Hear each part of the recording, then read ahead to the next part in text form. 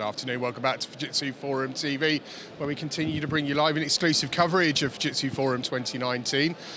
Our mission on Forum TV is to keep looking at the key challenges affecting industry and society and help you understand how technology can not just address those issues, but unlock value from them. Attendees here, they get to participate in 4 keynotes. They also get to experience up to 60 interactive breakout sessions. Now, as viewers, we can't put you in all of those breakout sessions, can we? But the next best thing, we can bring you about 40 live interviews featuring the very people running those sessions. And I'm delighted to say that's where we turn our attention next. Joining me, Helen Lamb, VP, Head of Service Lines and Portfolio, Global Delivery Group. I know we're talking to you again later today or tomorrow. Yeah, later today. Steve Wilson, I don't think I need to introduce you anymore, do I? Steve, VP of Products at Citrix. Charles Barratt, who's a Senior Manager, Digital Workplace Pursuits, and Mia. And then last but not least, Anna Kopp, Head of IT Germany for Microsoft. Thank you all. Helen, let's start with you. Tell us about the breakout session and the big questions you're answering, because this is a key topic, right? Yeah, workforce transformation is a massive topic within the marketplace. We've commissioned some research, and the results are coming back, which is showing that workforce transformation isn't just something that's happening on a one-off basis. It's now significant on a day-to-day basis over a 3-year period, just generally across business. And it's then the considerations around that in relation to people themselves and skills, technology, and their workplace environment. And the challenge for us as partners is, how do we work in that environment? How do we support customers? How important is the people element, Anna? It's the people element is the number one.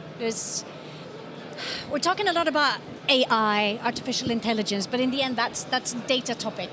And people have this USP that I usually say, this sounds a bit stupid when you write it, but people are people. Damn. And people want to work with people. Now, there used to be a time you started a job and you were hired and you were trained and you had a buddy for 3 months and then you did that job for 40 years. And now we're doing agile development. You need new skills every 2 weeks, which means that you need to invest in the people. Not just get the right people on board from the start, but also help the ones that you have to move along with your company. Charles, I know we're all quite rich with data and insight. What shocked you about the research and digital transformation? There you go, have that big question. That's a great question to ask. Pretty detailed set of reports there. I think for me, there wasn't anything which really jumped out and completely shocked me, to be honest with you. It's kind of what we're seeing in the market consistently. Lots of digital skills required. The talent demands are there, requiring people to actually come on board. But I think for what, one of the things which I kind of drew out from it was there's still not a lot of people talking to people. There was no stat there, and let's face it, when you peel back the layers of an organisation, what's inside the organisation is people. I still think there's a huge raft of work for ourselves and other vendors and indeed partners to actually get out there and talk to the people which really matter. Do we think organisations are integrated enough, Steve? No, not even close. It's been interesting to see, as we've started to see this topic of workforce, workspace, workplace transformation, that we are starting to see the HR department a lot more in discussions where traditionally vendors like ourselves usually talked to IT and only IT. So we're starting to see some of that integration, but I think we're in the very early stages of it, and so we're going to see that come a lot more. Helen, is there a standout topic for you? I mean, what really jumps out at you? So I think that there's a headline around workforce transformation. And as Steve said, this is like a big new topic within the marketplace. I think what's changing is the approach that organisations are taking around understanding the skills for today and the roles of today and what's needed in the future, and how do they balance that. And one of the things that came out was that having people who were both efficient and creative were the top 2 demands of what's needed for employees today and going forward. And that came above other topics like engaged or super productive. So it's kind of, how do organisations then balance that in terms of being able to move forward? I know your breakout session is later today. It is, yes. And for people watching it, there are some here that are looking at. What time's it on? It's 3 p.m. Central Europe time. And yes, we've got people who, obviously ourselves, and then there will be other people who are connected with all of our organisations who will also be in the audience available to answer questions. And the research you mentioned, can the public get their hands on that anytime soon? It's already out there.